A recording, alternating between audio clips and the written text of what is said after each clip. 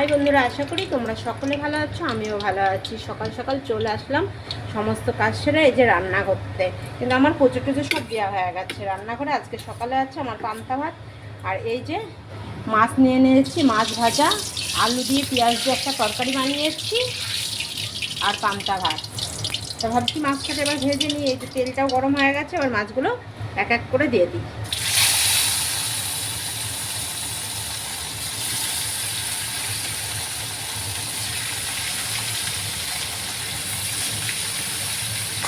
এই যে আলু পেঁয়াজের তরকারি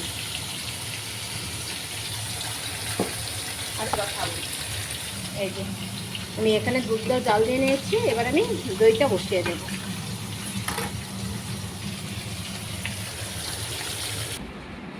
পান্তা ভাতের সাথে ছিল মাছ ভাজা, কাঁচা পেঁয়াজ, সর্ষের তেল আর কাঁচা লঙ্কা, আর এই যে আলু পেঁয়াজের তরকারি।